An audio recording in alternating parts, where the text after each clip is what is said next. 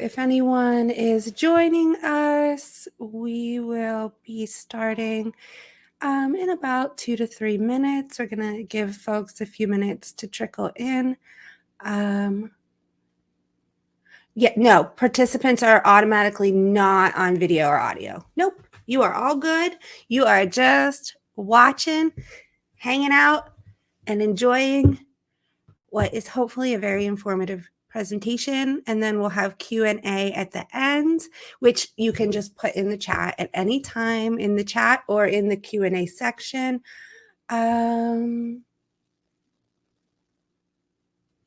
So, Christy, have you seen Senator Cappelletti request video or audio? No.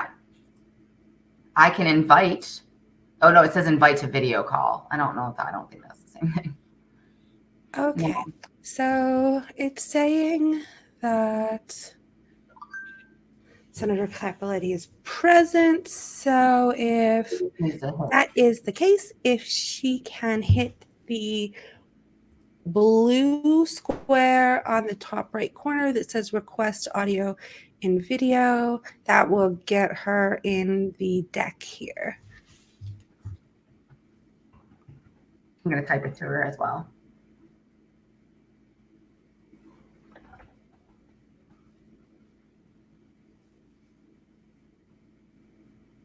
Okay.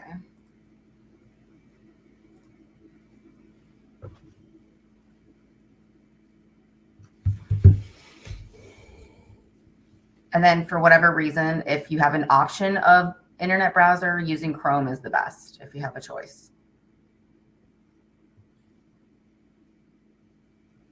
Okay, she said it won't let her. So we're going to hang out for a few minutes and let everyone trickle in and wait until we get Senator Cappelletti up and ready and running. And yeah, it's definitely, it might be a Chrome issue because that was the issue that we had yesterday pretty much with anyone who was having difficulties, was that it was a different browser than Chrome. So hopefully that will work.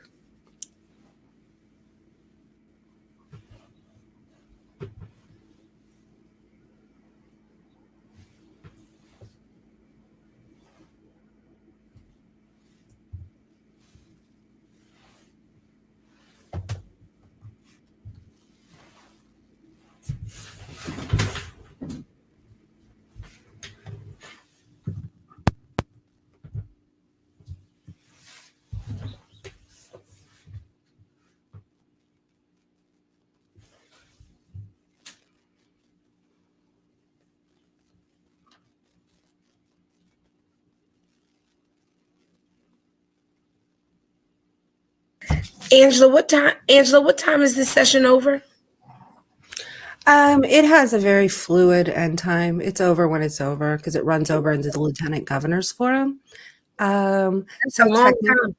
Isn't it the Lieutenant Governor's at 1? I'm gonna hurt y'all. Okay. Oh, I thought no, then it doesn't. It doesn't then. I thought Lieutenant Governor was at like 50 minutes or so. So then that's why I was thinking like maybe 12 would be the top.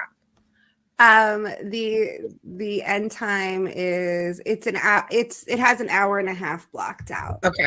All right. Thank you. If we end before then, we end before then. If we don't. No. I just wanted to ask. I just wanted to make sure that we had time to really dig into Q&A. Yeah. So, okay. All right. I didn't want anyone to feel rushed. But it's also okay. I know Julie has to hop because she has child-related fun time, which I guess is what you could call baseball. I don't know if I necessarily remember it being that fun. It bears some resemblance to baseball. Is Amanda able to get in? Oh, I'm sorry. Is Amanda able to get in? She's still switching, so she hasn't popped back up yet. All right. That's what we're waiting for. So we'll give her a minute or two.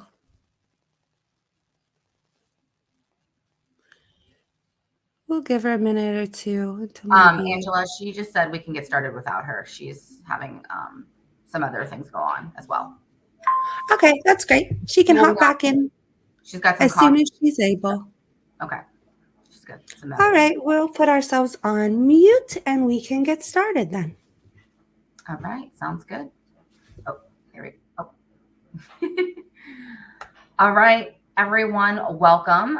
Thank you so much for being here. I am Christy Ganibus, speaking on behalf of the Keystone Progress Education Fund, and this is the Keystone Progress Summit for 2022. Our topic today is anti-abortion legislation and allyship, and we have some incredible people here with you today to talk about, of course, anti-abortion legislation, allyship, and to answer some Q&A for you folks out there in the audience. So we are very excited to have you here, and we appreciate you so much. I will be moderating this session, and we have some help along with Angela Valvano, and she is Valvano, and she is going to be going over a few things for you folks out there in the audience watching, just so you know how to participate and get the most out of this experience. So with that, I am going to pass it over to Angela. And then after that, we are going to kick it off with the ACLU and Julie, who is on this call. So Angela first, and Julie, if you want to get started with sharing, so Angela can direct people how to see it full screen and all that other good stuff. That'd be awesome. Perfect. Good morning, everybody. So hopefully you are all caffeinated and ready for a great discussion. And I'm really happy that you are all here with some of the best women working in PA that I know, all in one place. So a little housekeeping.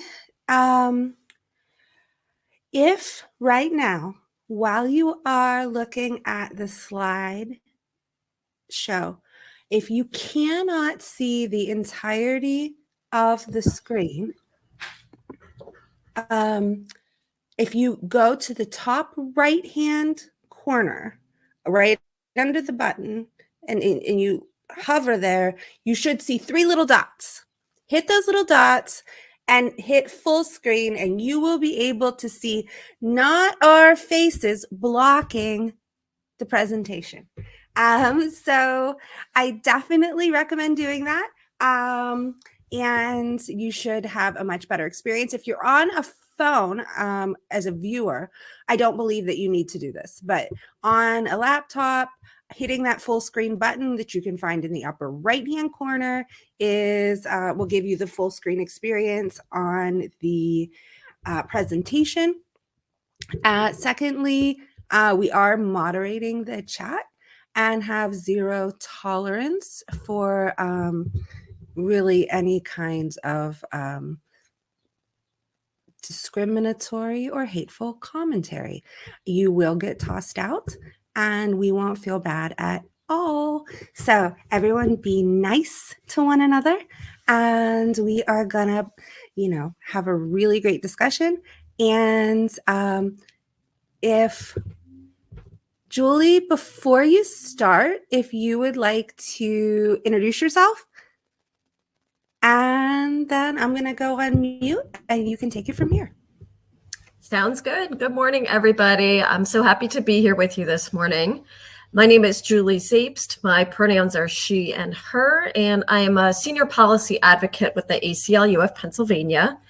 And what I'm going to do to kick off our session today is just give sort of a broad overview of what is happening in the abortion access political landscape right now.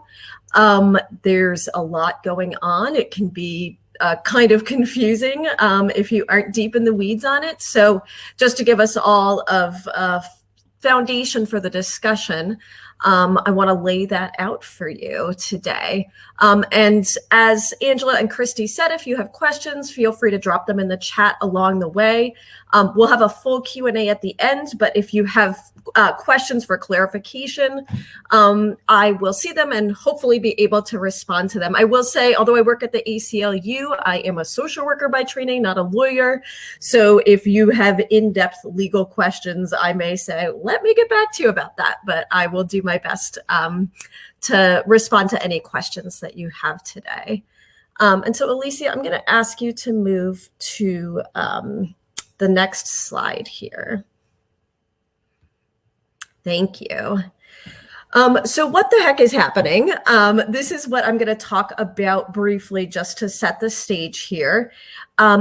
Most of the news that you read about the political landscape around abortion is pretty bad. So I want to share a bit of good news that's happening in Pennsylvania, and then go into some of the threats to abortion access that we're facing and how we think those might play out in the coming months. And you can go ahead and advance, Alicia. Thank you. So I'm first going to talk about Allegheny Reproductive Health Center versus Pennsylvania DHS. This is not a case that the ACLU of Pennsylvania is involved in at all. So I'm giving you an outsider's perspective on the case. In fact, the Abortion Liberation Fund that's represented by Alicia today and the Women's Centers that's represented by Lizbeth today are involved in the case. So they may be able to answer questions that you have. But the Women's Law Project and their co-counsel brought this lawsuit on behalf of nearly every abortion provider in the state back in 2019. It's now wound its way through the state court system, and we expect the case will be heard before the state Supreme Court sometime this spring. At issue in the case is a 1980s era statute that banned Medicaid coverage of abortion care in almost all circumstances in Pennsylvania. And the lawsuit argues that the current ban violates the Equal Rights Amendment and the equal protection provisions of the state constitution. So final briefs in the case were filed in January. I just saw Jim in the chat note that the Pennsylvania Coalition, Religious Coalition for Reproductive Justice, if I have that acronym right, were amicus in the case, as was the ACLU of Pennsylvania. And the good news is that a lot of experts are optimistic that we could win this case and thereby lift the ban on Medicaid coverage of abortion care in Pennsylvania. The bad news is that our opponents also think we could win this case and are not waiting to see what happens. They are already acting to try to stop any gains that we might make through this lawsuit. And so, Alicia, I'll ask you to move to the next slide. I'm just going to briefly mention the state constitutional amendment because I think, Senator Cappelletti, that you're going to go into greater detail about this. But because our opponents, I think there's two things going on here. One is that our opponents think that the state Supreme Court might rule that the state constitution requires that the Pennsylvania's Medicaid program cover abortion care. And so they have said, well, then we'll just change the constitution so that that's not required, right? And then I think the other thing that's happening here, just looking at the timing of our opponents' efforts, is that they're trying to capitalize on any latitude that the U.S. Supreme Court might grant to the states in Dobbs, the case out of Mississippi, that we expect to be decided in June. And so our opponents are looking to move a state constitutional amendment that states, the policy of Pennsylvania is to protect the life of every unborn child from conception to birth to the extent permitted by the federal Constitution. Nothing in this Constitution grants or secures any right relating to abortion or the public funding thereof.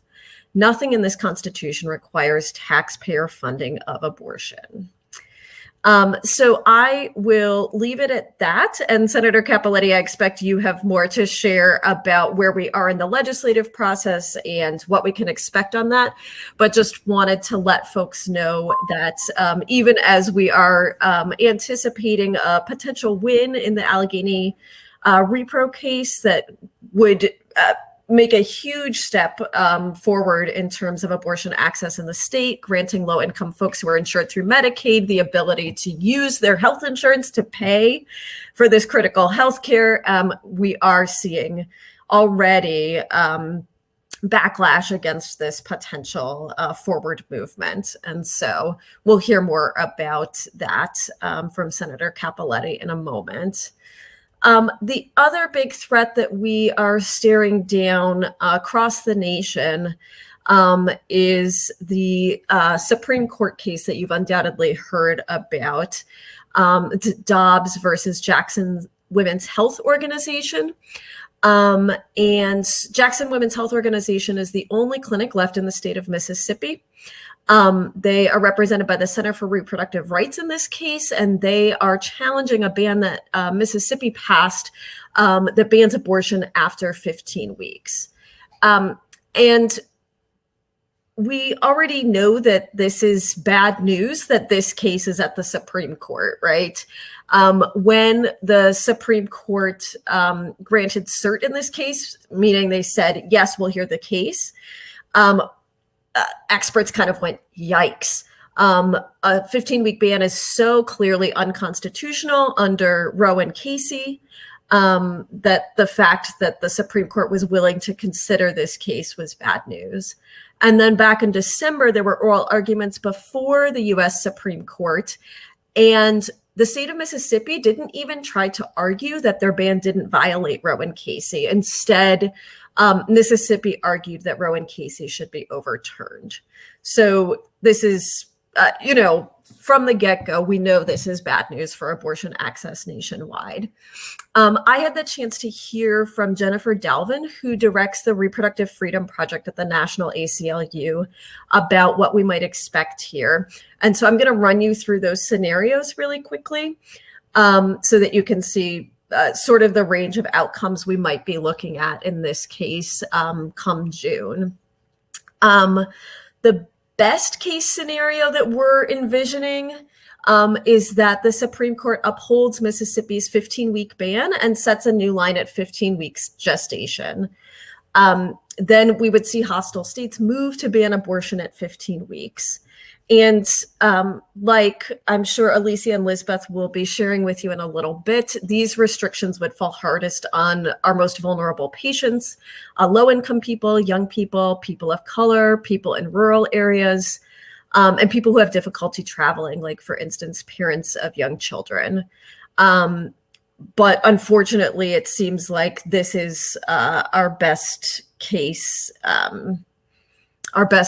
outcome. The next possible outcome is what I am just calling the chaos scenario. So in this instance, the Supreme Court would eliminate the viability line, right? So right now, states cannot ban or substantially restrict abortion before viability. And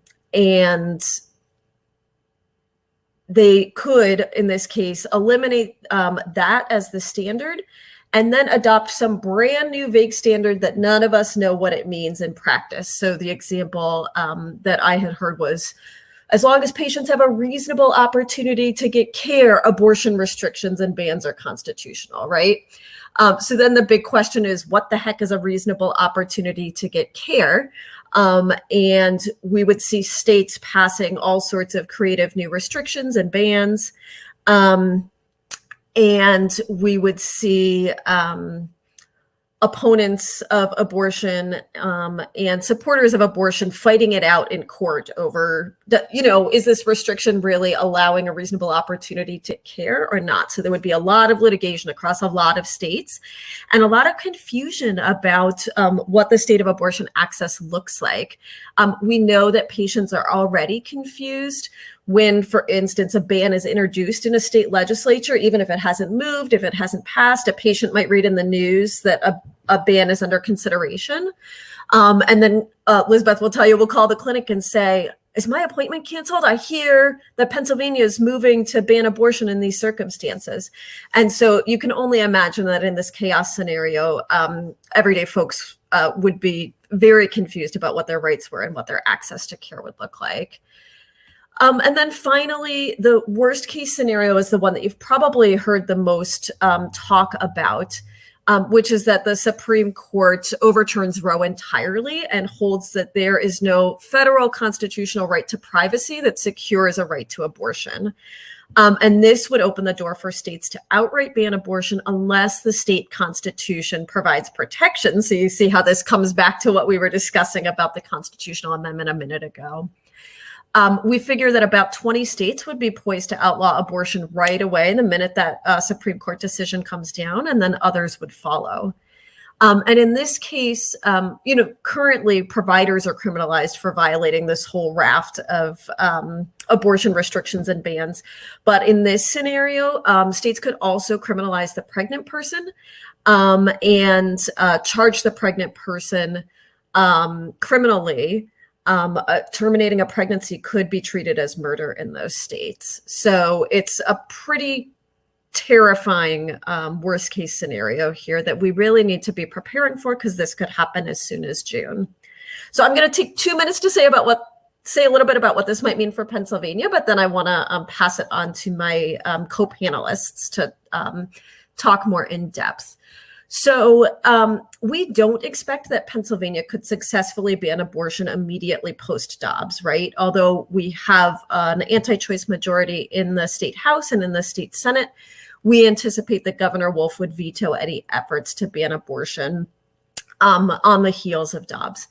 But of course, we all know that Governor Wolf's term is up next year. So the state of abortion access in Pennsylvania, both because of Dobbs and generally because of the makeup of our legislature, really hinges on this governor's veto and really hinges on the outcome of the gubernatorial race this November.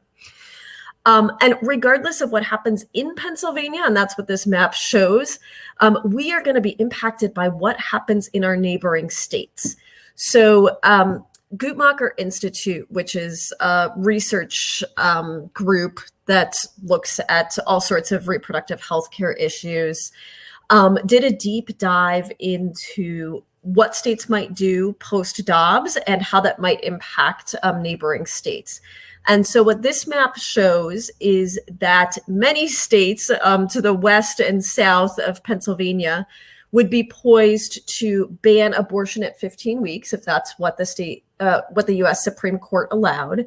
And that if they did, there would be a huge number of people with the capacity to become pregnant whose nearest provider would now be in Pennsylvania, right? So I had Ohio and West Virginia in my mind. Okay. I'm from Ohio. It makes sense to me. I grew up in Northeast Ohio that I would be driving to Pittsburgh if I needed care, if Ohio banned abortion at any stage of pregnancy. But there's also folks who live in parts of Michigan and Kentucky whose nearest provider would be our clinics in Pittsburgh. And there are 2 clinics in Pittsburgh. There's Planned Parenthood, Western Pennsylvania, and there's Allegheny Reproductive Healthcare, which is the lead plaintiff in the Medicaid ban case. So it would be a huge impact on those 2 clinics. So you can see there would be a 625% increase in folks whose nearest abortion provider would be in Pennsylvania. And then Alicia, if you move to the next slide, this shows what the impact of a total ban would be. And you can see that middle number, 1,169% increase in people of reproductive age with the capacity to get pregnant who would be potentially coming into Pennsylvania to seek care. So it's sort of mind-blowing to try to wrap your head around what this might look like for patients, for providers, and also sort of mind-boggling to think about, how can we respond to this? And so we're going to be talking about that more as the presentation goes on, but I think I'm already over time. So I am going to pause here and hand it back to Angela or Christy to keep us moving. Got this.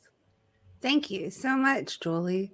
At this juncture, now that you've seen kind of a summation of what the heck is going on, we're going to hand it directly to State Senator Amanda Cappelletti to both introduce herself and shed some light on what the heck is going on. Oh, thank you so much, Angela, and thank you, Julie, and all my other panelists here today, Alicia, Elizabeth, Angela, Christy. Like I know all of you guys from a variety of different places, and to talk about what's going on with reproductive health care in Pennsylvania and abortion care in general is a really frustrating place to be. Julie talked to you guys about the constitutional amendment. So what that lawsuit is based on is we have an ERA amendment to our Constitution, Equal Rights Amendment, guaranteeing each person equal right and equal access to the law, regardless of sex, gender, race, religion, all of those lists of things. That is part of our constitutional right here in Pennsylvania. And the argument is that if you're providing health care coverage through Medicaid for any number of things, and they can get, I'm just going to say men can get any number of reproductive health care things that they need, but we're being discriminated against based on the fact that those of us with uteruses can carry children and carry pregnancies.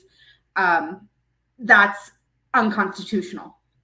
So in light of that, some of my Republican colleagues have gotten together to put forth a constitutional amendment.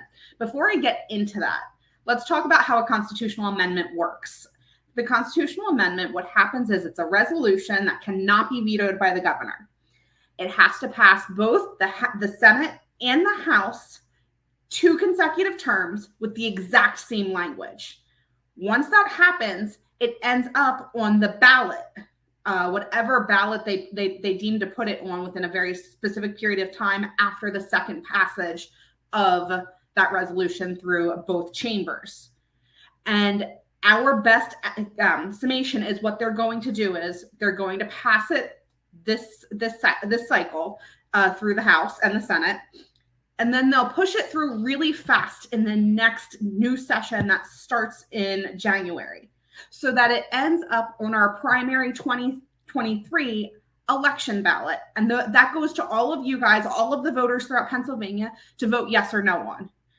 The language that often gets used on constitutional amendment questions is very confusing and not straightforward. People typically think, oh, if this is a constitutional question, they're putting it on the ballot, it's probably a good thing, I'm going to vote yes. They don't really, most people just kind of go along with it. Or they don't vote on it. So the people that do vote, kind of get a weight, their input gets weightier. And then the other piece is it's the primary 2023. We already know primaries tend to be low turnouts across the state. And then it's a local election primary, which we know is low turnout cycles.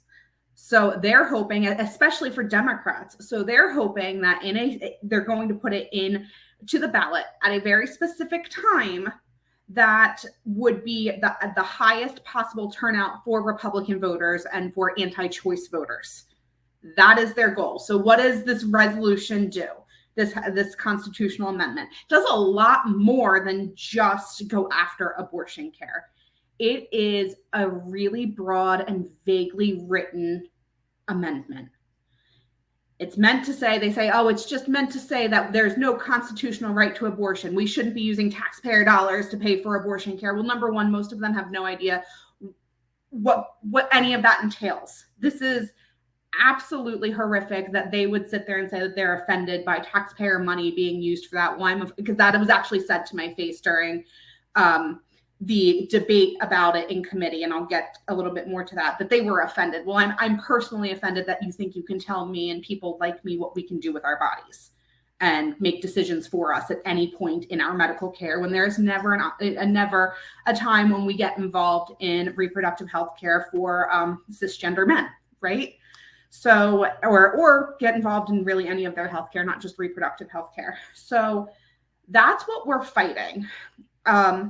Right now, that specific constitutional amendment, the resolution for that went through committee. So it'll go through the Senate committee. It's the Senate resolution, went through our Health and Human Services Committee. It was a really fraught day where we did a lot of anti-choice legislation. A lot of fighting happened during that committee. And we are waiting for it to come to the floor of the Senate for a full vote, where it will again be a very hotly contested, hotly debated day.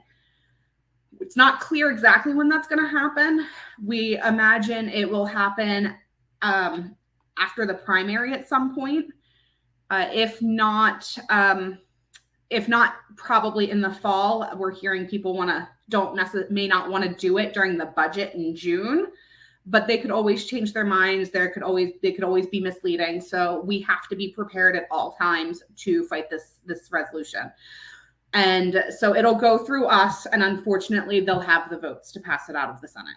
And it'll go to the House, and it'll be the same process going through committee to go to the floor of the House. And it'll be hotly contested, but again, unfortunately, they're going to have the votes.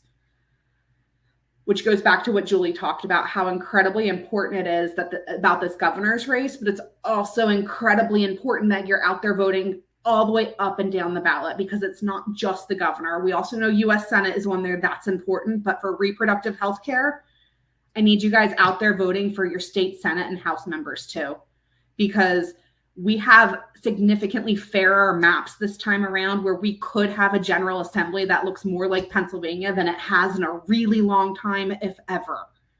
And we could possibly stop this if we can flip one of the chambers, or if we can get it so close that we can pull one or two people from the other side, because there are people on the other side that we can sway if we have those votes, if we get there.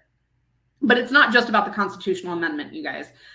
There are plenty of other things that come through. They call it the defund Planned Parenthood bill, or the defund abortion provider bills, and the way that they tier funding for reproductive health care goes from quote unquote traditional providers down to non-traditional providers. And the way they write that out makes it very clear they're aiming at independent abortion care providers and making sure that they don't get any of the state funding we have for any of the other types of care that they provide, because we know independent abortion providers, as well as Planned Parenthood and those types of organizations, they provide so much more than just abortion care. They provide so much more than just reproductive health care for so many people. That is the only place that they go where they have a trusted medical professional in their life.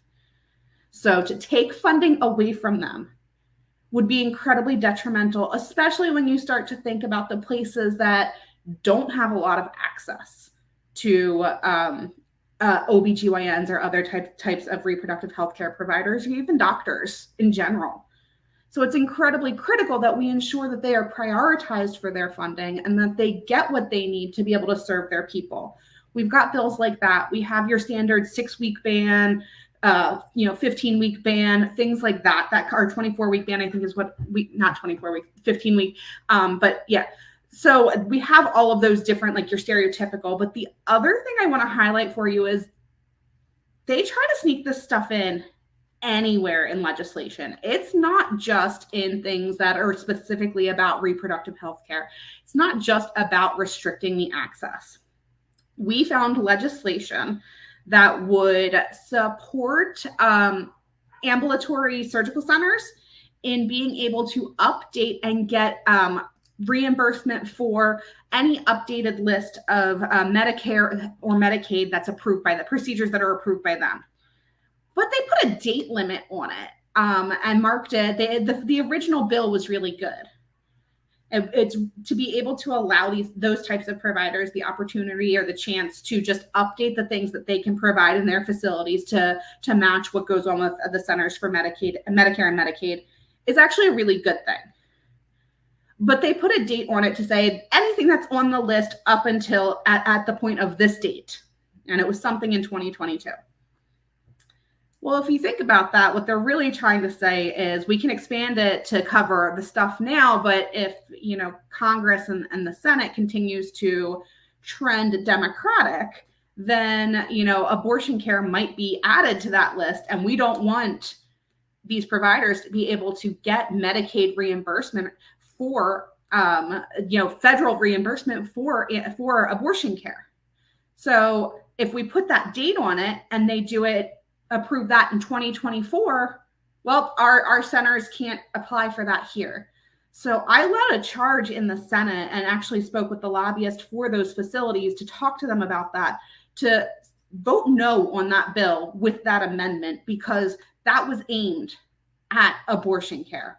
I have no doubt in my mind, regardless of what they say, that that was aimed at abortion care. And in leading that charge, the lobbyist has indicated to me that they are working to remove that amendment and take it back to the original bill. And I'm really proud of being a part of leading that effort, because I will not vote for anything that even comes under close to restricting any of our access to whatever reproductive health care any of us needs, without question. So I think that's mostly where we're at. I'm happy to answer any questions people might have later, but I will hand it back over to Angela to keep it going. Oh my goodness, Amanda, so many questions for the Q&A period, because it's absolutely bone chilling.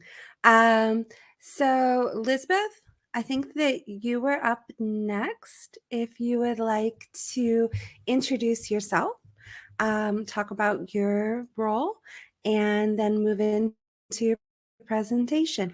And I want to repeat that in order to see the full screen of Lisbeth's presentation, hover to the upper right corner when she starts, and you will see three little dots here, and you can make. I just want to confirm we weren't skipping over Alicia. Okay. All right. Let me share. No, Alicia is coming in hot right after you. Thank you.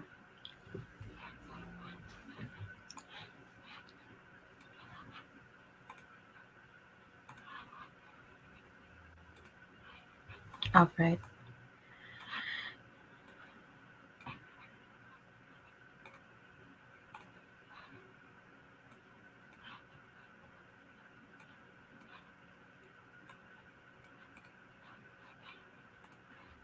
I apologize. I'm trying to.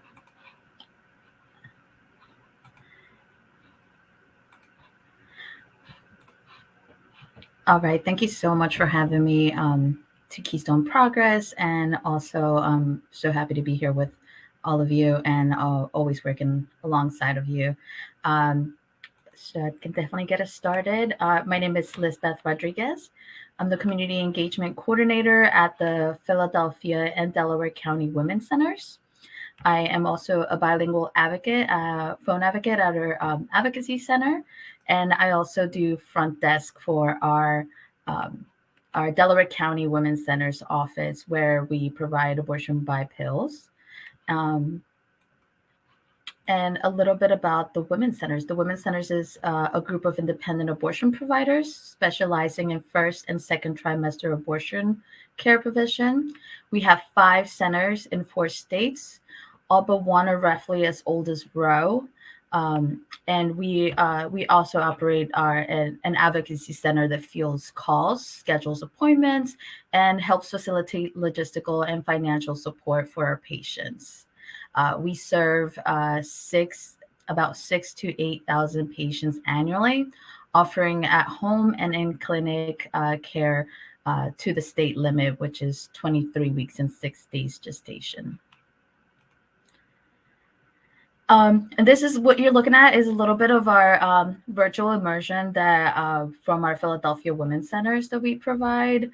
If you're a member, if you're a board member or a legislator, you're looking to do a virtual immersion of our program, you can always reach out. That is always available for you all. And I want to start us off with our Philadelphia.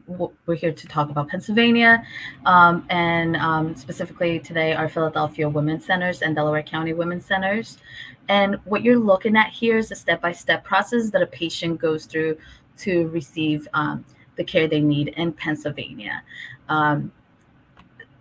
And these steps that you're looking at are not just they're not just there just because every step of the way is actually affected by laws and restrictions that are put in the legislature and are here and that our patients have to go through in order to assure care here in Pennsylvania.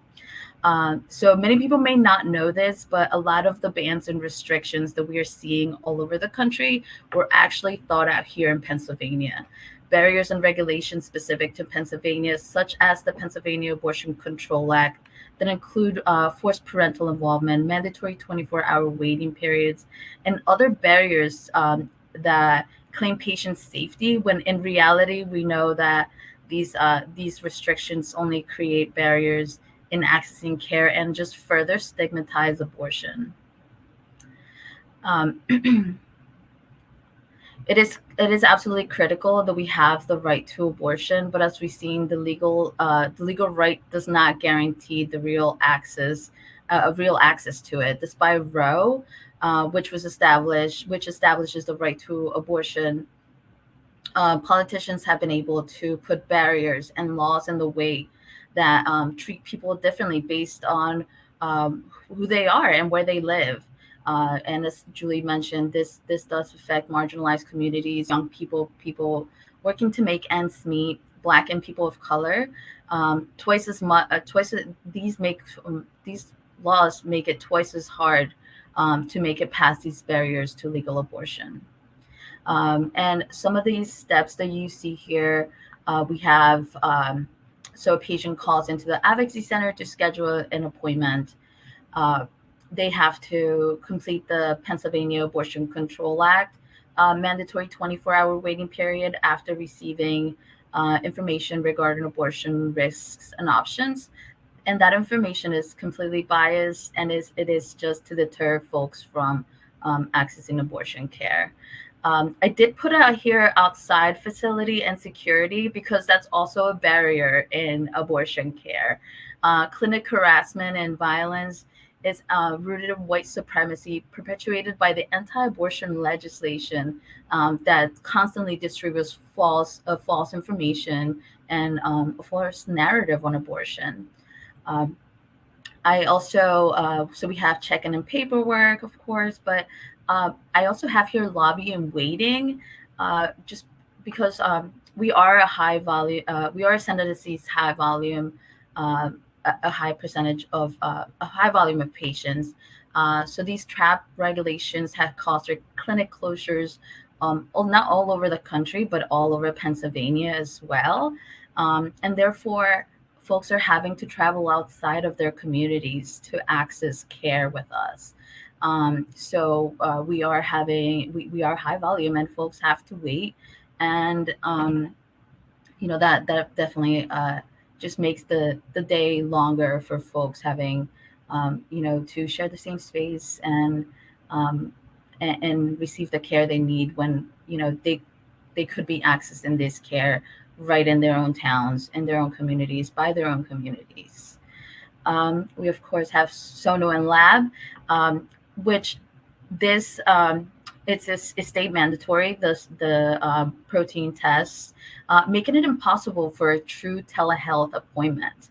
Unfortunately, during COVID, our patients were not able to take advantage of telehealth appointments because they still had to go out there, expose themselves to be able to receive the Sono and lab work that really it doesn't make it or break it for their care. What doesn't break it for their care? We of course have finance, and I'll go into a little more detail on that because that is absolutely important. As we mentioned, we're looking to get people to receive Medicaid for their insurance to cover abortion services, and that's not possible for them. So this is a huge step in a patient's appointment, from the time they call to possibly till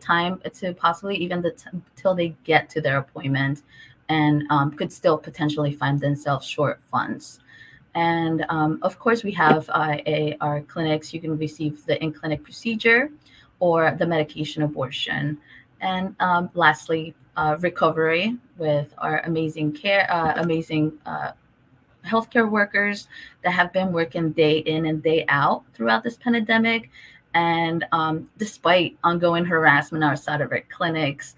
So, I really want to highlight our beautiful staff and the amazing work they've been doing for forever, and also throughout this pandemic. That was really hard for all of us and them specifically. So I do want to start with our advocacy center.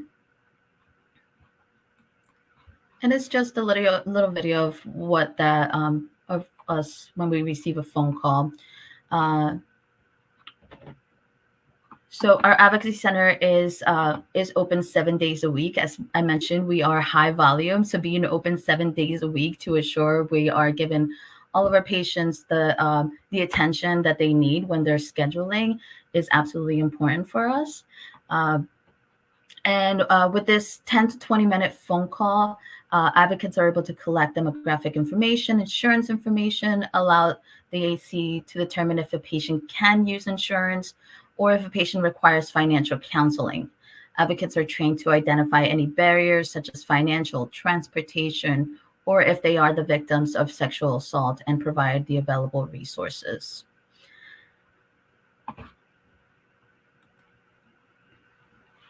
And as we mentioned here, we keep mentioning the Pennsylvania Abortion Control Act.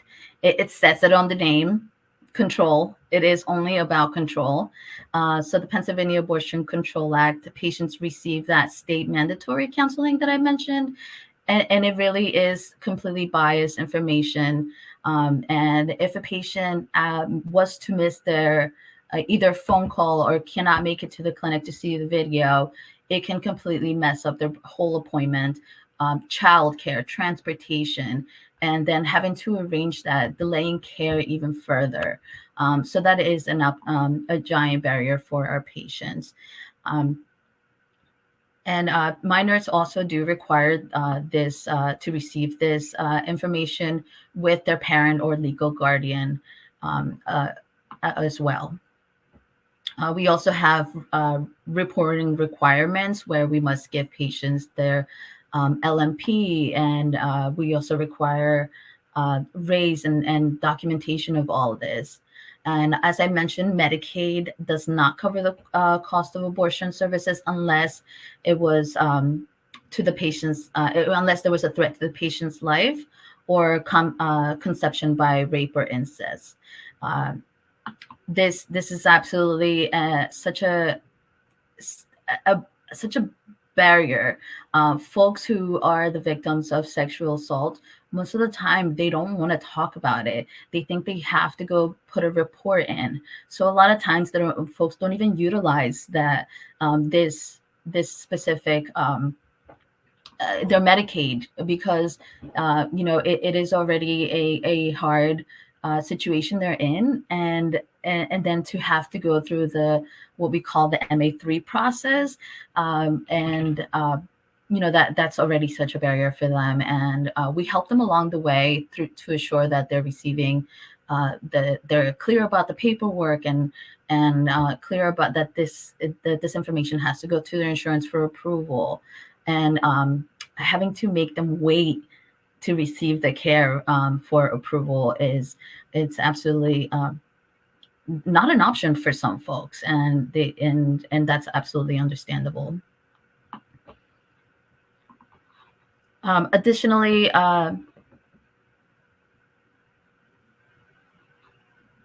Medicaid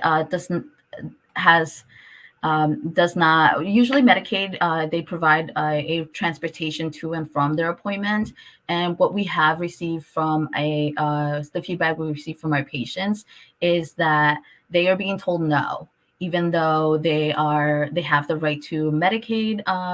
They have the right to use the transportation through Medicaid. They're being told no because this is because you're receiving abortion care, and we just don't do that. We have been working with FAN, an organization to bring awareness that you actually can receive a transportation through Medicaid. And if they are denied, we actually are advocating for those patients that are denied that transportation and reaching out to folks to assure that this doesn't happen.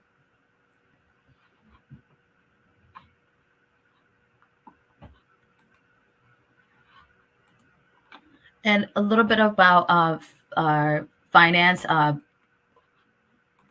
apologize. I'm trying to manage 2 screens. I apologize.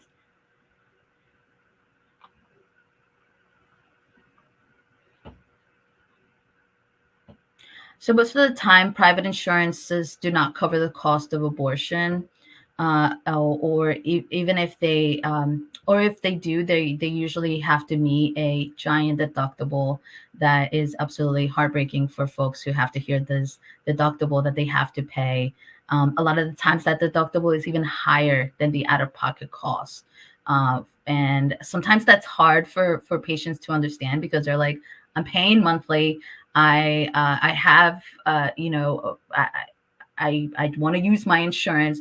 Why is it standing in the way? So that deductible always, most of the time, really just it stands in the way, and they don't understand why going through the out-of-pocket cost is actually just cheaper than using your insurance that you pay for every month. So that's always such a hard conversation to have with our patients. So if a patient is experiencing financial hardship after lack of insurance coverage, we are able to advocate for the patient, reach out to other funding organizations to help us close the gap between the cost of the procedure and what they have. We begin initially do an application through the National Abortion Federation that can reduce the cost. However, the costs a lot of the times can mean between paying rent and or receiving care. So that always puts folks in such a hard situation. And so here we're able to provide the number for Abortion Liberation Fund of PA, the very fabulous Abortion Liberation Fund of PA. And they're able to call them and assist with more funds that they may need. And that really just helps our patients one step closer to receiving the care in clinic. Once in clinic, they receive the ultrasound. Once we confirm gestational age, patients are able, then, we can determine how much the patient has. And if needed in clinic, we have a team, a financial team that then reaches out to other funding organizations to fully close that gap between the money the patient has and if they have any other funds available through Liberation Fund of PA. And that way they're able to be seen on the day of service.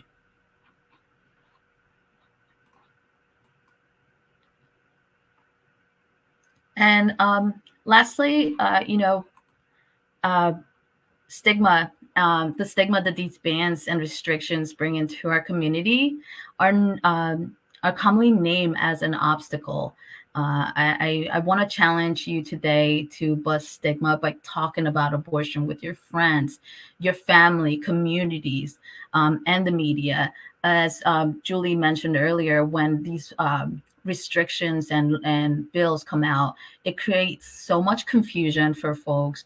They do believe that we won't be able to see them, and that confusion can also, that's only the people that we hear from.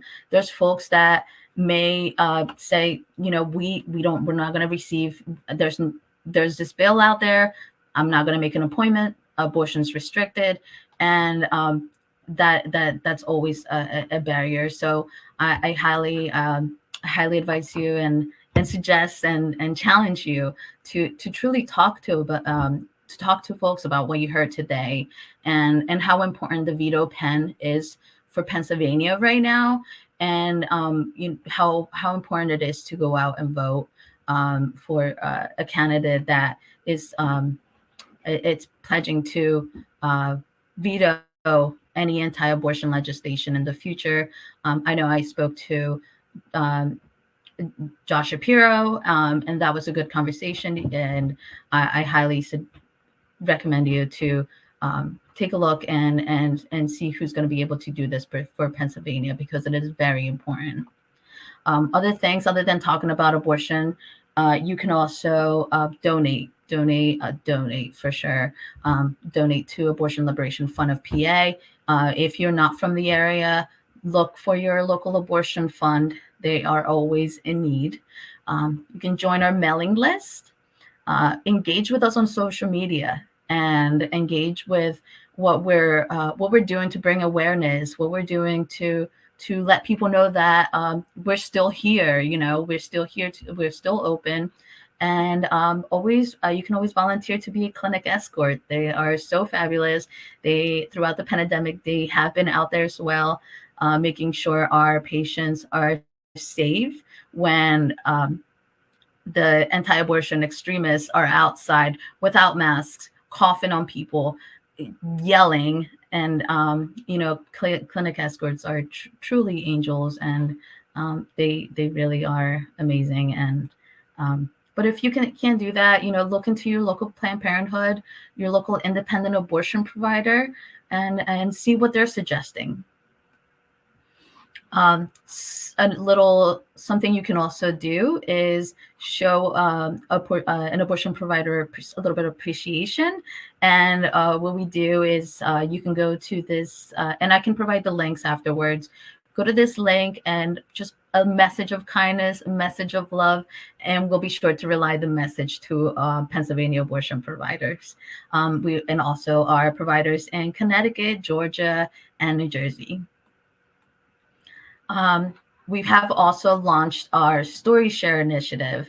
For years, patients have trusted us with their abortion stories, and we always kept those sacred. But what we're doing now is we are developing our Story Share initiative to bring awareness and to so we're looking to build trust and deepening our relationships, making connections to build abortion storytellers.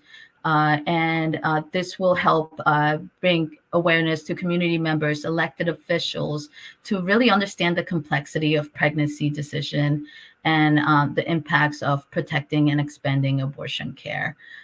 If you want to share your story, if you know somebody that would like to share your story, or if you just wanted to put it out there, we have material. You can ask for it. We have it on our social media. Share that, reshare that. And what's really cool about this is we are providing ongoing support, development support with their stories, and most importantly, compensation, because everybody's time is absolutely precious. And we are able to provide compensation for your time and efforts.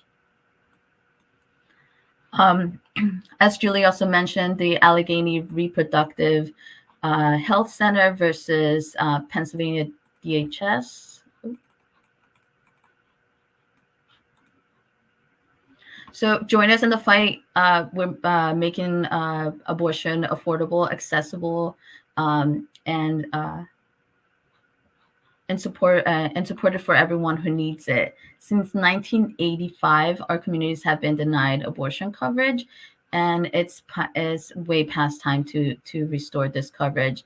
So what we're doing, we are partnering with these organizations to bring awareness, bring you the most up-to-date information. And I can also provide you the link where you can go register to receive the most up-to-date information on this case. I apologize, I don't have the link right there, but I'll be able to provide follow up with the link where you'll be able to receive any updates on this case, any actions you would be able to take, and provide any details that may be important, or any support that we may need right then and there. And lastly, we have the PAAL Plus, which I am, and it's an honor to work with these organizations. And we have a lot of work to do, but it's work that we are absolutely 100% committed to doing. And the name says it all. We want abortion liberation. We want to focus on a Black women-led. We want to uplift Black women, people of color, LGBTQIA, young people, to assure that they are being centered in this issue and assure that they are going to be assure that they're going to be able to receive the care they need without restrictions, without stigma, and with plenty of love and care. And that's it from me. Thank you, Lisbeth. That was wonderful. And I love your immersive. I think that it really allows people to see parts of the process that you don't get to see unless you are a patient. And before we kick it off to Alicia, I just want to take a moment to say thank you for your story share program. That I think it's amazing. And I want to take a minute to just say super quickly, because listen, I'm not going to do my PAAL Plus part now because you just did such a good job, and that's wonderful. So I'm going to take my little bit of time and interject really quickly here to say, in shame reduction, the best thing that you can make it an absolute habit of doing is just say the word abortion. When you mean abortion, say abortion. We don't need to couch a medical procedure in euphemistic language in any way, shape, or form. And as someone who has been, this is my story share for a second, someone who has been an abortion patient, there's the more you say the word abortion, the more you realize that it's just like saying the word colonoscopy, or, I mean, I'm not, it's just, I feel that when you are with your friends, when you're out to dinner, if you are comfortable discussing any other medical procedure, and once again, people, I'm not telling anyone to share their story if they're not comfortable, but if you are someone, and statistically, very clearly, there are a whole lot of us who has been an abortion patient, just say the word abortion. And you are doing so much to help normalize the conversation. And when you are talking to your legislators, say abortion. Just say the procedure. That's all. Just like colonoscopy. And with that was my story share. And abortions are safer than colonoscopies. Yes, thank you. I was so excited. I got to write an op-ed, and I put that statistic in the Newcastle News, and I was really happy about it. So with that, I'm going to pass it over to Alicia Gonzalez. So Alicia, if you can introduce yourself and talk a little bit about Abortion Liberation Fund, and then go right into it, baby. Absolutely. So thank you so much. I'm Alicia Gonzalez. I'm the proud executive director of the Abortion Liberation Fund of PA. We were formerly called the Women's Medical Fund, and we changed our name to be a lot more abortion forward, unapologetically pro-abortion, and also gender inclusive. So I have my lovely esteemed co-conspirator, Julie, helping me with the slides right now. So I am going to make sure I can see the full screen. Okay, so go ahead and advance, Julie. Okay, so just really briefly, we were started in 1985. We were started by a bunch of folks who were feminists, healthcare advocates, and what have you, and they recognized that it was going to be futile to try to convince our elected officials to not enact the Medicaid ban or to overturn the Medicaid ban once it went into effect in Pennsylvania. And so they said, what can we do right now? So they created a non-state solution, although that probably wasn't what they called it at the time. But they recognized trying to work with electeds was not going to be the most effective way to help people today. And as you can tell, 36, 37 years later, here we are. So they were correct. They definitely thought that the creation of this fund was going to be temporary. And here we are, right? We are the largest and oldest fund in the state and one of the oldest funds in the country. And we serve a 10-county region in our state, so almost statewide. And I just want to point out that because the government is basically neglecting its communities, that we step in, and by we, I mean the collective we, because we are 80% funded by everyday individuals who recognize that accessing abortion is critical to somebody being able to lead a life that they want to lead, or at the very least, not be able to go further into poverty. So we're supported in very much a grassroots effort of people who care about abortion access and liberation as much as we do. Okay, next slide, please.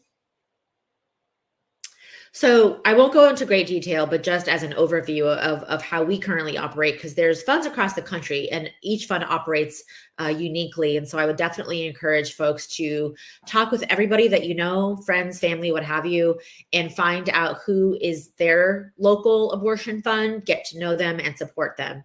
Everybody operates and provides a critical service to communities. At our organization, at ACLU of PA, we do our work through direct service and community organizing. So our direct service happens by way of a helpline that we operate 5 days a week.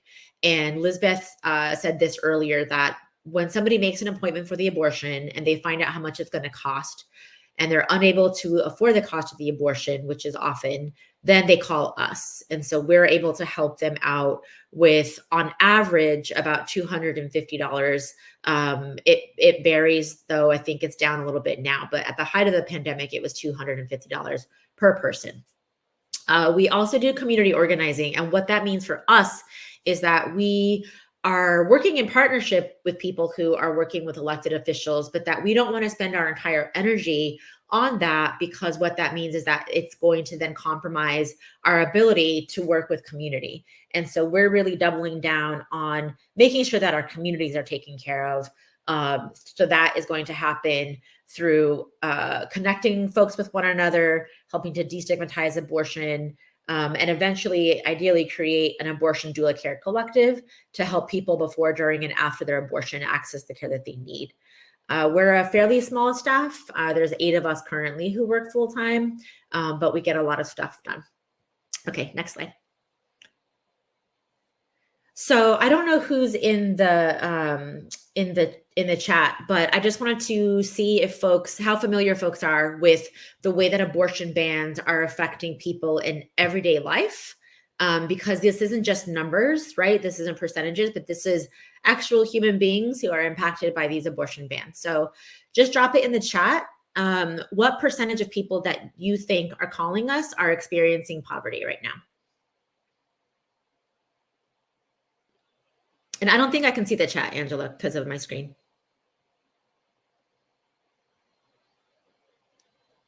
I think you're on mute.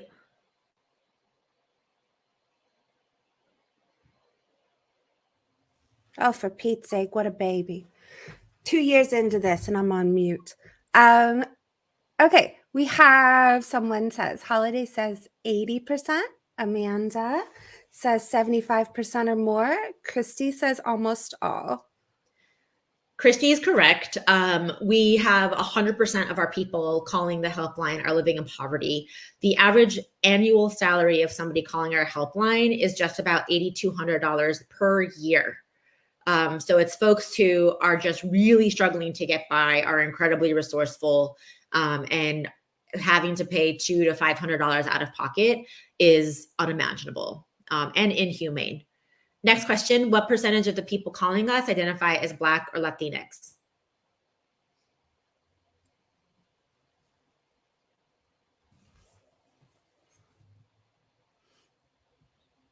Anyone have a gander in the chat?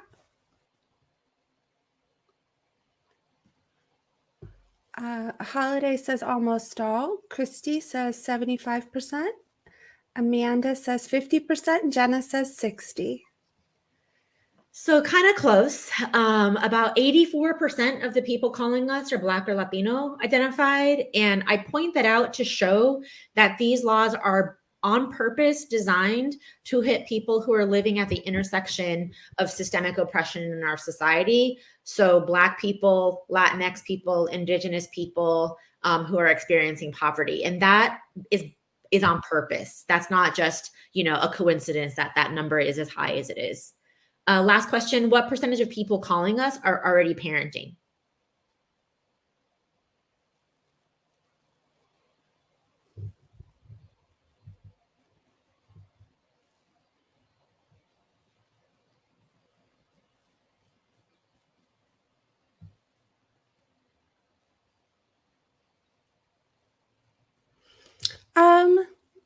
There's a consensus here. Everyone thinks that the answer is almost all, and Jenna says 95%. I love almost all because it's like vague enough to say, yeah, that's accurate. So about 74% of people calling, that's how I would just do them. Yes, almost all. About 75% of people calling us are already parenting at least one child at home. And the reason I like to point this out is because reproductive health care is a continuum. So there's people who are parenting now who might at some point need to have an abortion. There's people who have an abortion and then later go on to parent. But a lot of the folks who call us say that they're really struggling to figure out how to support the children that they currently have. And so having to be forced to carry to term would only drive them further into poverty. And so this is a family matter, and this is a matter that's affecting communities. It's not just, one person that this is impacting. This is families and communities and generations that are impacted with these racist abortion restrictions. Next slide, Julie. I'm not going to ask these questions because you guys are just going to say almost all. But so last fiscal year, ALFPA served about 3,400 people. So about 3,400 people were able to get an average of $150 from us to get the care that they needed. Since our start, you could imagine what that looks like year over year over year. And again, I just want to say we are supporting folks because the government is neglecting to do so. We gave out last year just about $667,000 of funding. And again, almost all or the vast majority of that money comes from people living in PA, right? Not corporations, not the government. It comes from everyday people who are like, you know what? We are the safety net. We are the people that are going to help get people the care that they need. But we shouldn't have to, right? Like this should be something that is baked into the work. Go ahead, Julie. I want to underscore this because we can't say this enough, but that abortion bans are violent and any abortion restriction is extreme, right? And Elizabeth alluded to this earlier, but PA is the birthplace of anti-abortion efforts across the country. Folks looked at us as the blueprint for how to enact harm in communities across the country. Like Angela just stated, abortion is healthcare, period, like end of argument. I also want to remind folks that abortions haven't always been used as a political weapon. It wasn't until the near past that abortion was seen as a way to drive it as a wedge issue between communities and to get people riled up in order to increase and perpetuate white supremacy. But they've been happening since the beginning of time. As long as people have been having sex and having babies, people have been having abortions. And they typically happen in community by midwives using traditional medicine. It wasn't until, again, the very not too distant past that because of white supremacist capitalism and patriarchy, it was ripped out of communities and put into medical institutions. And any midwife or a non-clinical provider that was providing that care was criminalized and or seen as unable to provide care in communities. We know, and what we say at ALFPA is that abortion bans are part of our nation's long and violent history of enacting harm, specifically on Black, Brown, and Indigenous bodies, particularly those bodies that can get pregnant. So to separate out abortion restrictions from white supremacy, it's a misstep. Those two things are hand in hand, and again, on purpose, right? So this isn't about abortion. This never has been about abortion. Next slide, Julie. So we already heard from folks earlier. I wanted to leave lots of time for a question and answer at the end, so I kept mine kind of brief, but I wanted to just repeat that if you have money to give, Now is the time to give to abortion funds because it's the most direct way that people can get abortion care that they need. Again, we're a small and mighty crew. Abortion funds across the country are even smaller and mightier. Many of them are all volunteer run. So supporting an abortion fund is the quickest avenue to get people access to the abortion care that they need. We've already said this over and over and over, but once you leave today, you are tasked with the responsibility of saying abortion in a positive way to at least 3 people to destigmatize it and to get it just able to normalize the procedure. Again, Lisbeth said volunteer to be a clinic escort.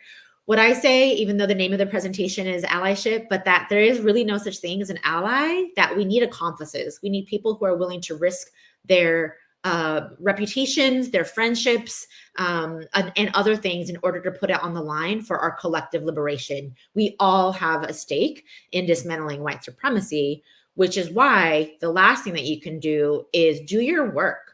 If you're a non-Black person of color, if you're a white person, do your work to get in touch with the way that anti-Blackness and white supremacy courses through your veins. No person can say that you're not racist because we all are. We are living in the water that is white supremacy. So do your work.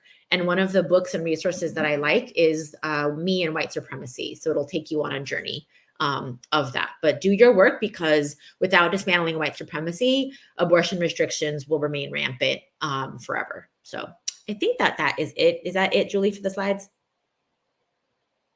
Yes. Follow us. We post often. So our website is on top and all of our social media handles are below, and that's how you can find us. But thank you so much. It's been a privilege to be here with y'all. Thank you. So we definitely have time. I mean, Thank you, Alicia. We got Carmina. Yep. We got, can you guys hear me? I can hear you. Yeah, I think Carmina, can you hear me? Okay, I want to say something. Carmina, Amanda has a question, and Amanda's segment. So if it's okay by you, I'd like to put Amanda Green Hawkins' question to you, forward, so then you can go into discussing health inequities. Does that sound good? Does that sound okay? Yeah, you're talking about me, yes, because I would like to show that. Yes. Okay, let's do that. Okay, go ahead. What's Amanda? So Amanda put in the chat, abortion rights are often discussed with an emphasis on less regulation or restriction on women's rights to privacy and health care. However, Black women's maternal health is in crisis, with worse healthcare outcomes, indicating a need for more regulation or oversight. How do we get both less and more regulation? It's directly into what you talk about. Do you talk about health inequities? Please, the floor is yours, Carmina. And then, so were you breaking up because of me, or was she breaking up here, you guys? She was breaking up, so it's not me. You can hear me clearly? Yeah. Okay, great. Yeah, you were breaking up pretty bad, sweetie. So, I'm so glad you mentioned that, Amanda, because as a woman of color, I guess it was about 3 or 4 years ago when I was president of Amber NAACP, I really addressed infant mortality as a key issue in Montgomery County. But when I went to flesh it out and I presented it to the state conference, I wanted to share this chart that came out of the 2016 public health report. Can you guys, hold on. Can you see my screen? Because I can't see. Can you see? Yes. Hello? Yes. Yes? Yes. So I don't know if the state has done a new profile, but I wanted to stop and take a moment and scan down this. So I targeted counties where there was NAACP chapters across the state to look at what the rate of infant mortality was amongst white and Black women. And I ended up looking at all these counties, and I ended up getting the percentage of low birth weights, getting prenatal care at the first trimester, and the percentage of births of mothers under 18. So I just want, I'm going to scan through this really quickly. And if you look at the infant mortality rate on the right, on the last panel, look at the disparate impact of the rate versus Black women and white women. So in Allegheny County, very disproportionately, almost 5 times greater, right? I thought it was interesting that they didn't have any data for Dauphin County or Chester County. Well, that could be, look at Dauphin County, excuse me. The 21% greater. Look at Delaware County, 13 versus 7. Lancaster, I thought it was interesting they didn't have Black there. But the bottom line is between the infant mortality rate on the right versus the low birth weights, who's getting prenatal care. I wrote that down, Elizabeth, that abortion is health care. So if we don't address what's going on with abortion, we can also address what's happening on the level of maternal mortality and infant mortality. All of this to me is self-encompassing. But if you look at the counties I pointed out, Allegheny, Chester, Dauphin, Delaware, Lancaster, Monroe, Montgomery County, Philadelphia County, Washington County, I think those areas where there's no data still presents a problem. And I have done a lot of work in looking at the disparities of Blacks and whites in education in rural Pennsylvania and suburban and urban, and it all kinds of encompasses it all. So if you eliminate the opportunities for women to have abortions, because one conversation is talking about how stress and environmental stress creates the environments for infant and maternal mortality. So it's a health issue and a health crisis, and it's most stark amongst Black women in our state. And so, Amanda, I'm going to go. Can everybody, you want me to roll back down? Because I can't see the screen while I'm sharing. Can anybody answer me? Is everybody good with this? I can share this document. But I wanted to point that out statistically because so many times, wait, do I stop the screen share? So many times those kinds of issues get overlooked. But yet when we talk about Black women in our families, whether they're single mothers or in 2-parent homes, we hold the fort down. We hold the fort down. And, Alicia, Elizabeth, Julie, Amanda, I was really charged by your commentary. And one of the things that I said to Angela offline during you guys' talk is that we need to talk about reproductive rights being on the ballot now, right? And that's what I wanted to say to you, Amanda, after you got done.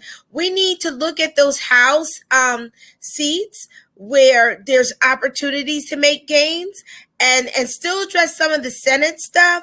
But we need to have that targeted effort, Amanda, so we can look at that and then mirror it with the statistics that are going on in that region. Because if we don't fight now, we'll be constantly at the defense. And I just want to say, I love you all, ladies. We presented a full picture, but it's really a charge for all of us to do better. And Alicia, I loved what you said about, you got to do something. What was the thing that you said at the end? It was just powerful. But it's the bottom line is we can't play around. Oh, the accomplice. I love it. If you're not ready to go there, then don't be there. But if you're ready to be there, let's get the fight on. And one thing that people fail to realize is up until like late last year, there was only 4 public health departments in our entire state. Delaware County just got one. I had been doing prenatal and perinatal work in Delaware County for a few years, and they didn't have a health department. So when they dealt with the whole picture of women's productive rights, it took all of the community organizations, all the community service-based organizations, and different foundations to help one big picture to address public health issues. So that's another thing that we have to talk about, is why in this big state do we only have 5 public health departments? So I hope you can see the data. I'm going to go off because my dog needs a walk and I got to get him in before my next panel. I love you, ladies. I'm an accomplice. I'm an ally, and I'm a fierce fighter for all of you. And I'm here. So Angela, I'll be back. I'll see you guys later. I really got to get this dog out here. Goodbye, Could you guys all Carmina. hear me? Give Wusha a kiss for us. I know she's really mad at me, guys, and she runs my whole life, and I got a window. So it is an adorably chubby pug, just so you all know. she's well fed. But listen, okay, I'm gonna go. I just want you guys to know that I'm here with you, and we need to do more, and we need to put reproductive rights on the ballot now. Oh, and we talked about earlier in our other session, we've got to flesh out the dynamics, Amanda, that's happening in Harrisburg on both of the caucus conversation and whatever one I did. Senate. We talked about what Democrats, the perils that they have in pushing legislation. Like, voters need to understand the concerted effort that's preventing real things to move forward. And to me, that's a purpose of why you vote and get more educated. Right? All right. All right. So we're good? All right. Thank you. Bye, Carmina. Sorry. Oh, no, you are wonderful. So if anyone has, because we have, I know, we know every single person who is in this session left for the Q&A. If any of you have any questions, and you want to request to come on screen, by all means, please do so. And I hope everyone can hear me because my internet is really going. So yeah, so if you have a question, put it in the chat, or you can ask to come on screen. Angela. Yes. I want to go back to Amanda Green Hawkins' question about more regulation and less regulation at the same time. No, I want you to address this because listen, the Black Legislative Caucus talked about it last night on their panel as well. So I would really love to hear what you're seeing happening and not happening. So I don't know if it's a question of more regulation and less regulation, but rather addressing the implicit bias that happens in the medical profession. Women's concerns as like a general statement are not taken as seriously when we're talking about pain and stuff. And then when you talk about women of color, their concerns are even taken less seriously than a concern that I might, as a white woman, bring to the table. So like that's one factor that's a part of this, is like we've really got to work to break down those barriers. Being a self-advocate in a lot of these spaces is really hard, especially if you're dealing with the stress or the uncertainty of what's happening with a pregnancy, where it's cancer, or you just have pain and it doesn't feel right and nobody's giving you a clear answer and they're just telling you it's in your head. Like all of those things happen, and all of those things happen more to women and people of color than they do to the white women and people. And then the other piece that has to do with like health insurance and healthcare coverage and the way we value that here in America. And if the pandemic did not demonstrate to any of us that employer-sponsored healthcare is wrong, then I don't know what does. So many people lost their healthcare through this pandemic because they lost their job. And then what? What happened? They lost diabetes, their diabetes care. They lost, we know the leader, the Republican leader, Senator Kim Ward, put off getting screening for breast cancer and came out as having breast cancer when I first started that she had it when I first started, and came out later in the year that she, had these procedures happening and things like that. Like, and so there are people who lost their jobs and didn't have health insurance coverage, had to put those things off, not because they wanted to, are continuing to put those things off, and then going to, lose their lives or, go through any number of horrific things because of not having the appropriate healthcare coverage. So I think that this is like a multiple layer issue. And I do really want to highlight, when we're talking about maternal mortality rates, and especially for those of women of color, we have as a state expanded Medicaid coverage for postpartum individuals. It used to be 60 days that a person could continue to go for healthcare related stuff being postpartum. And I've never been pregnant, or I've never had a child, excuse me. I've never had a child. So I don't know what that looks like, but I have heard from many, many people that 60 days is not enough. So you know what we did? We expanded it to a year. Now, granted, I would like to see everybody have healthcare coverage regardless of employment status, income status, immigration status, whatever it is. Doesn't matter. You all deserve it. But like, this is a step in the right direction, and it is a step in the right direction towards helping address some of those maternal mortality rates that we're seeing in underprivileged communities. And if I can just jump into, Amanda, your question too, in this framing of more regulation and less regulation, I don't think that this framework around privacy and less regulation has served us well, even when it comes to abortion access, right? I am not a constitutional scholar, but there are lawyers who say that the fact that Roe identified a constitutional right on the basis of the right to privacy was not the way to go, and that's sort of hamstrung us in continuing to protect abortion access since that was decided in 1973. And I think, as Alicia and Lisbeth spoke to, we need to be showing up affirmatively for abortion patients. As Amanda, you were just saying, folks need health insurance for this care as well as lots of other care. But I think when we take a sort of hands-off approach, we fail to recognize the barriers to access that exist for folks that we affirmatively need to tackle. And that, as Alicia said, ideally our government would be tackling, and not individual folks reaching into their pocket to donate $25 to the Abortion Liberation Fund.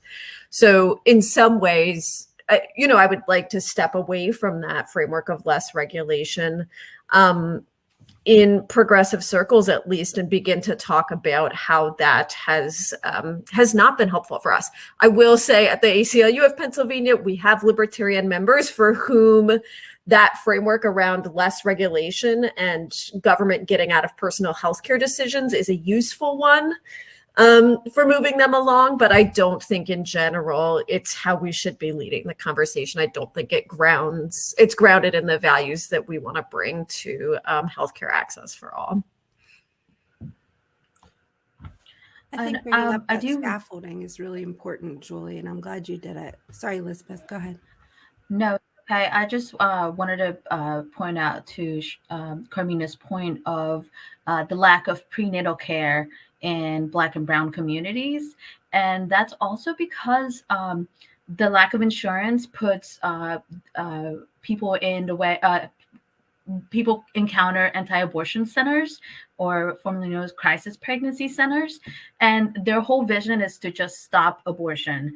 And then they completely miss that some folks are just looking into their options and completely don't provide prenatal care for folks who want to continue their pregnancy. And so the harmful anti-abortion centers, crisis pregnancy centers that are funded by Pennsylvania and all over the government can really target these Black and Brown communities, and potentially they're not receiving the abortion care they need, or the prenatal care that they need.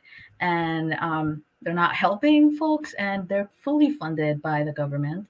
So I know that that's a whole nother session about anti-abortion centers, and Alicia and ALF, they really have a lot of information on anti-abortion centers and the harms, where to locate them, where to spot them.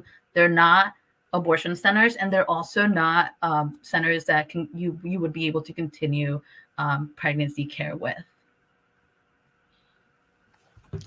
I want to point out one more thing while we're still on this topic too, which is you can draw, so when we talk about who's the most affected, young people, Black and Brown communities, rural folks, and those living in poverty. So number one, I mean, I always want to be constantly saying this because we have it here, you know, in all these little boxes, we have people that represent, I mean, you know, Lisbeth and Alicia are in Philadelphia. And I mean, granted, they have people coming in from all over. You know, I'm outside of Pittsburgh. You know, Christy's in Erie. But what I want to point out here is that the overlay here is poverty. Okay. And in the crippling, like, and gutting out of the healthcare system. I mean, the entire state of Pennsylvania, we have an enormous crisis, a healthcare crisis. People they can't access care in their own counties. There's no public transportation in the vast majority of Pennsylvania. Poor people cannot get, they cannot get to appointments to access abortion care or prenatal care. It's all part of the same onion, you know, and the mitigating factor here, you know, is oppression, racism, and poverty. And, you know, and it's intersectional. And I think I want to make sure that we always keep it in mind that it is, I mean, you do have to do the work in peeling that onion and making sure that you're considering all those layers of oppression when you're looking at the whole thing. I mean, I know that if you are in my county, which is very poor, if you are pregnant and you don't have a car, you have a very serious problem. I mean, you can't access any options, and no options. And yeah, and what's delightful is that is usually where the crisis pregnancy centers open up their shops, because, you know, when someone has no options, it's really great to present a terrible, you know, terrible option. So just because we could do this forever, I want to make sure that anyone who's left does not have, in the chat, doesn't have any pressing questions, because we would really like to get to them. Yes, you would not be doing your job as an ED. And that is 100%. Oh, and listen, so I'm going to say my part, because I didn't do a Keystone part of this, but I'm just going to pinch hit it here and then. So we are PAAL Plus. We are attempting with this group to try to do things a little differently, and use a hybrid organizing strategy that focuses on both legislative, community organizing, and communications work and education work. We don't know what that looks like yet, because we don't live in all the places that you all might live. We don't have the lived experience that you all might have, and we need your help and we need your input on what you think would move the needle in your own community. So if you want to leave your email in the chat, or you can go to our website at abortionliberation.org, and you can sign up to receive emails, and we're going to send out a community input survey. And so, does anyone of these wonderful people have anything else that you would like to say? Especially, I mean, like, please, the floor is yours before we close it out.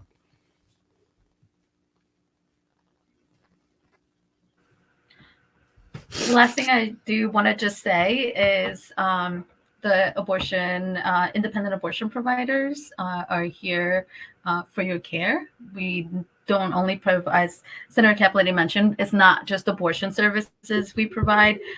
We actually help folks manage miscarriages, fetal demise, and really hard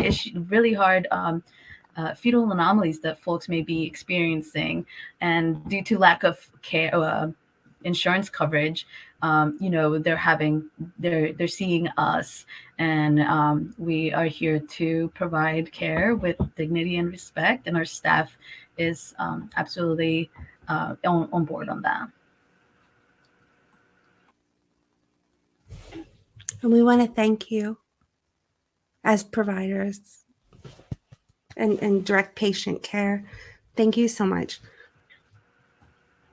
Well, I'm just doing my job. This isn't like, some big thing that, it's literally like, we just want to do our jobs. We just want to be there for our communities, Well, it shouldn't be a big thing, right, Elizabeth? That's it. Colonoscopy. That's it.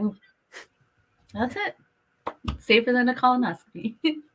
But listen, I do want to say though, but you know that, I mean, you all do work under risk, and that should be noted, and because it isn't like a colonoscopy, unfortunately, because of these crazies. So, and I did say crazies, and I meant it. Yeah. Alicia, Anti-abortion extremist violence is real.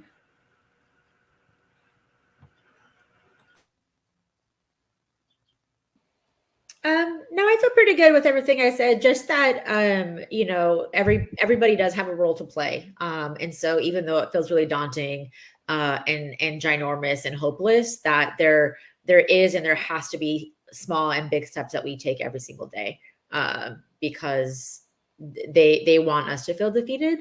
And we just have to fight on.